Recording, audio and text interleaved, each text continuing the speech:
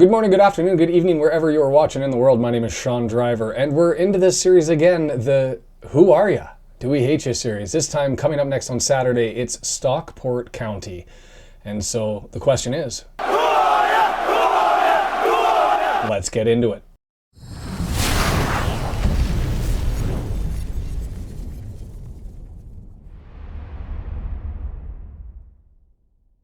Stockport County FC, you guys are up next. The Hatters, named so because of Stockport's history in the hat-making industry.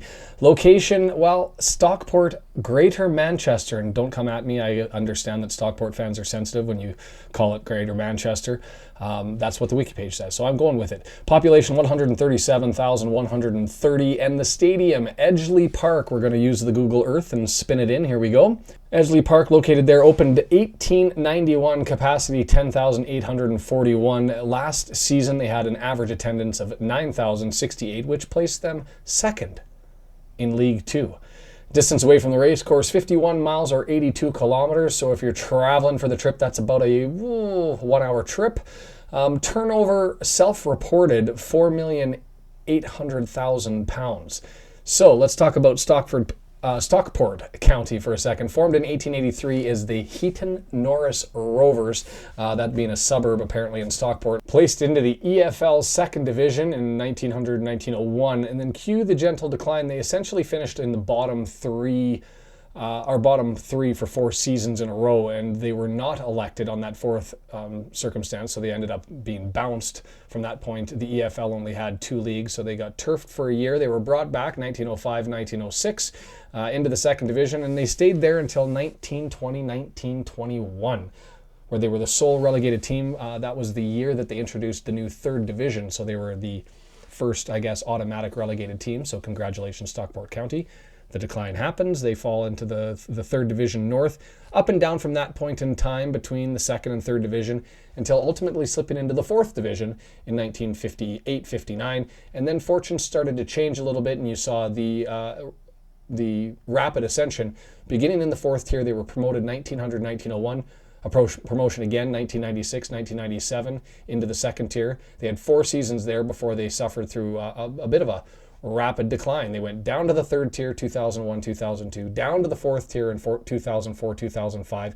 Then they bounced back up into the third tier 2007-2008, and then 3 relegations in 4 years that had them fall out of the EFL in 2012-2013. And as we're aware, they were there until they got promoted back up into the EFL 2 seasons ago. No major cups in their history, and that's history in the nutshell of Stockport. Hey, I'm just going to pause here. If you're into this so far, and if you're new, I do this every week when we have a new team to introduce them to Wrexham fans. If you like this, if you're here for the watch parties, whatever it may be, feel free to click the subscribe button down below and follow along. So going to bounce into the kit now here. Blue, gray with white. That seems to be the color. Predominantly blue for their home, predominantly white for their away kit with a striped away. They've got a vibrant yellow-green jersey as well, which I actually quite like. It fits with the history of the club. They've traditionally gone with that blue and white, both home and away, and they've typically had a vibrant third, not that same yellow-green color. They rotates through, but they're good as jerseys go. I think they're actually some of the best in the league. Vita is their front of kit sponsor, and I'll tell you what, I read the corporate message. It's quite esoteric, and it was very difficult for me to understand exactly what Vita did, but essentially they're into student accommodation, and they actually create some pretty funky dorms for students to live in. They look cool, so Vita seems to be a decent company. Anyway, bookie odds at the start of the season, they had Stockport County finishing second, just behind Wrexham. Despite what the bookies had predicted for them finishing in second, not quite doing as well this year. Currently sitting in 13th spot. That's 3 wins, 2 draws, 3 losses. Had a bit of a rough start to the season, but things have been getting better. They have been knocked out of the EFL Cup. They lost in the first round in what was a really bad penalty performance against Sheffield United. They lost 4-1 on pens. And then they had their EFL trophy campaign so far. They've played Man United's under 21s. Then they had a penalty loss there. So not so good with the penalties anyways, something that they may want to work on. The last 5 games, They've had a 3-1-1 record. They're looking for 3 wins in a row. They're looking to be unbeaten in 4. As I understand it, and again, I'm not an in-the-know guy, but I peruse Twitter and I peruse Google and what it offers, is that they changed their formation 2 games ago and went to a 4-4-2 diamond setup. So the last 2 wins they suspect, and it's suggested it's come as a result of the formation change. It is an interesting matchup, as I understand the dynamics of formations. Diamond formations are basically provide control of the midfield. You're going to have 4 people that are going to be in close center of the park to gain the control for more of a direct attack. And as we know from earlier on in the season, that was a nemesis for Wrexham, was those direct attacks. The weakness to the diamond, though, is that by putting midfielders into the middle into a diamond, they sacrifice players out on the wings, just as far as numbers go. When you have players like McLean and Barnett, they have been exceptionally effective on the wings, and so it's going to be an interesting trade-off as far as what both teams have to offer. I think we have to go with the starting 11 that we had in our last game against Grimsby. That was an impressive performance, and everybody was there. I could understand a situation where maybe Evans goes in instead of O'Connor, just because a little bit stronger defensive, and because they're going to be outnumbered in the midfield. That's something to be taken care of. But hey, what do I know? I'm a plastic fan. Conjecture, guessing. I'll leave it to Parky to make the decisions. Looking at their last 5 games, as far as a comparison as to what were the results and what were the analytics, the last game was a 2-1 win away against the MK Dons. That was a battle where they were outshot. They lost the possession battle. They lost the expected goals, but it still favored the Dons, but it was close. So 2-1, maybe not outside of the possibilities, but certainly they were fortunate to get away with 3 points. The second game, a 2-1 win away with AFC Wimbledon. Again, they were outshot, they were outpossessed, and the expected goals were in favor of Wimbledon. So, it was close. But again, you'd probably expect a draw or maybe even a Wimbledon win on that one. So fortunate again. The third game, a 3-3 draw with Crawley Town. At home, they had an 89th minute goal. Stockport probably deserved a better result in that one and should have come away with 3 points. They had 16 shots. They had 3 big chances, and they were ahead in possession. So they dominated that game against Crawley, but just eked out a single point. Fourth game, a 3-2 loss away to Mansfield Town. That was an anticipated result based on the performance. Again, outpossessed and drastically outshot. Now, those last 2 outpossessions, you can kind of maybe chalk it up to a formation change, but it's interesting, diamond formation, but still losing out on possession. In any event, fifth game, a 1-0 win at home to Barrow, and the analytics say that's identical to the outcome, so they deserve the win in that one. So really, sort of a mixed bag. Should have done better against Crawley. Probably have some 2 wins that they were fortunate to get, but they have been improving. Stats for the season: expected goals, shots better than average. But really, when you look at the stats, it's a lot of yellow. All of the team stats are average. Defensively, goals scored, conceded goals. Really what I think you chalk up Stockport season to is scrappy games. They've been able to eke out some success in some really close matches and maybe scoring against the run of play. Last match with Wrexham, May 8th, 2022, a 3-0 Wrexham home win. That was in the season when Stockport won the championship, and Wrexham ended up finishing second. They were 6 point clear of Wrexham that year. Connections to Wrexham, at least going the way of who's with Wrexham right now. Just 2. Dalby had a very brief 4-game loan in 2021, and McAlinden was there for 9 in 2020 and actually potted 2 goals for the Hatters. Last season's performance, 4th place, 4 points out of that automatic promotion spot. They had 79. Then they made the final in Wembley, and they lost to Carlisle United on penalties. Seems to be a recent rash of penalty struggles in any event. I'll put the link down below and put it right to the penalties as far as the highlights are concerned. If you want to follow along and see the save that sort of ruined their season, you can do that. The gaffer may get his last name wrong. Dave Challinor. Stockport is his 4th team. He's had a history with the club. He played 100 games for them between 2002 and 2004. And he was 1 kick from promotion last year. So he's had some success. This year, injury problems. And they went out and got some players, and there's been some struggles with injuries. Kyle Wooten, that's their big target man. He was formerly of Notts County. He's still out till we expect October. Jack Stretton, forward, he's out for the season. Neil Byrne, he's had 7 minutes this year, but I've read that there's a potential ACL tear and haven't been able to determine whether that's the issue. That cruciate ligament, it's been a rash for everyone in the EFL, but it's affected Stockport twice because Ryan Riddell is out for the season apparently with a ruptured cruciate ligament. Callum Camps, a midfielder who had 78 minutes, he missed the last game because of injury. Noyle, 458 minutes, he missed the last game because of injury.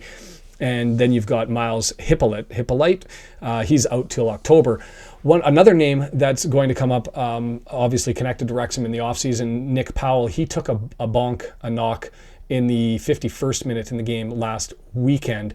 Don't know what his status is. I've been trying to look that up. He's missed a couple of games earlier this year. I'll get those to you when I talk about him further. But as you can see, that's a long list of injuries. I thought we had it bad. Stockport is probably the only other team that I've heard or seen that has it worse. So let's take a step back then and look at the forwards. And I really don't know what to expect. There's some that are going to be guaranteed to get a shot, but I can see some mixing and matching. So I'm going to go through some of the options. One of the guarantees that we are going to see is Louie Barry. 5 goals in the league. He's only 20 years old. He's played 672 minutes. He's on loan from Aston Villa. He was the first English player ever to join Barcelona's academy. That's relatively impressive. And then you look at his stats, he's 98th percentile in goals and expected goals.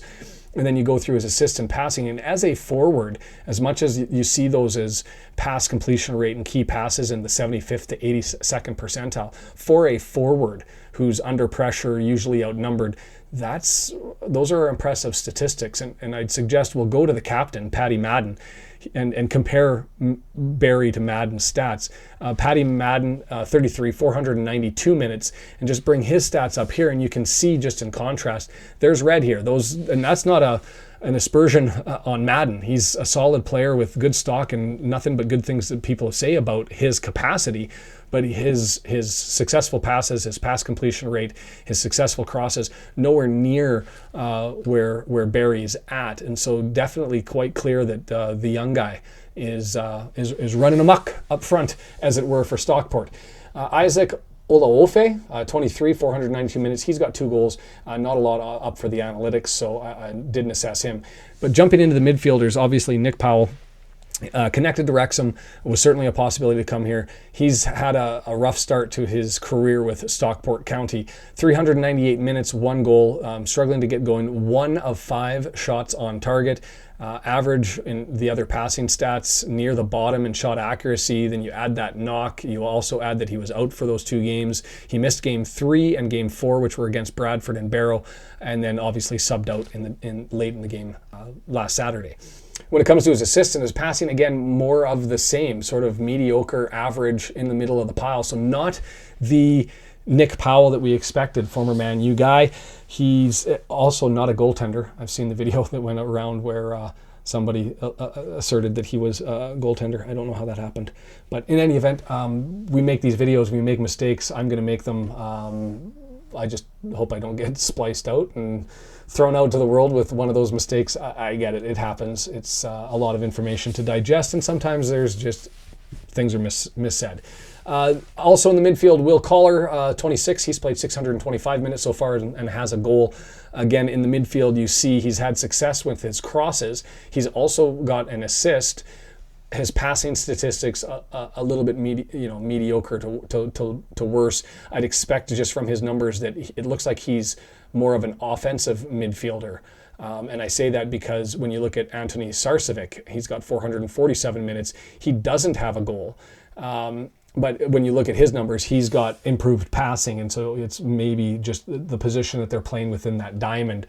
One is getting easier passes to complete than the other. It's difficult to take out of the analytics exactly what the circumstances are there, but it doesn't look to me as though Mr. Collar's having an exceptionally successful season in the midfield, because you'd expect better numbers than that. Other options, Ryan Croasdale, he's 28, 429 minutes, 0 goals. Look at his stats, average. Really a little bit slightly stronger defensively, but there's nothing really exceptional in his analytics, but nothing horrible. Defenders, 840 minutes. He's been running the gauntlet. Fraser, Horsfall, 35. He does have a goal. You look at his goals conceded, he's not doing well there, but his interceptions, ground duels, his duels won, aerial duels, that's the type of stats that you anticipate from a home run, really good center back. And I actually didn't look up whether he's playing center back on the back line or not, but I just assume that he is, given those numbers and the role that he's playing, that's where he is. He knows what he's doing, so that's impressive. Around him, though, there's question marks. And the second in line, Ibo Toure, 710 minutes. He's a transfer from Salford City. No goals. You can see again the goals conceded a little bit high for Stockport County, but his tackles, his interceptions, just slightly below 70th percentile interceptions, 84th percentile ground duels won, 91st percentile aerial duels won. For somebody on the back line, you'd expect that number to be a little bit higher. Other options that they've had in the back line, Macaulay Southam Hales, a Welshman, 27, 530 minutes, Ethan Pye, 20, 480 minutes. Sort of run-of-the-mill average defender statistics as they sit right now, comparing them to other League Two players. In goal, Ben Hinchcliffe, 35. He's had every minute so far. They went out and got Jordan Smith, 28. He came in Nottingham Forest, but you look at his statistics and he hasn't really played much going back to like 2019. As far as Mr. Hinchcliffe's stats, he's faced a lot of shots, 32. That's higher, one of the higher ones in the league. He's made a lot of saves. Well, that's consequential to taking a lot of shots. But then you look at that save percentage, 21 saves on 32 shots. You'd like to think it'd be a little bit better than that. He's 31st percentile in the league, so maybe some questions sitting in goal. Just one thing to add that was forgotten and realized during the editing process. Forgot to predict the score, and given that Stockport's been allowing a number of goals, and Wrexham's been sort of on a roll, I think this is going to be a high-scoring affair. So I'm going to go with a 3-2 Wrexham win. Take that to the bank, or for whatever it's worth. That's what I think. Carrying on. What we normally do is we compare the teams, or I've been doing, comparing the teams to a North American pro sports team and to a food. As far as the North American sports team, this one's a little bit difficult. So just take one that's geographically proximate to you, and then pick the team that's closest to you that doesn't matter. It's interesting, given the geographical proximity, you read the Twitter feeds, you follow along, and this isn't a derby. There's not a huge rivalry considered by either club. Sure, there's no love lost. They don't like each other, Wrexham and Stockport County, but it's not a true derby. So yeah, pick that geographically close one to you, wherever you are, that just you don't really care. That's who Stockport County is. As to a food, how would that equate? Well, I'm going to compare Stockport County to almond milk. The reason being is it's always the closest thing on the fridge.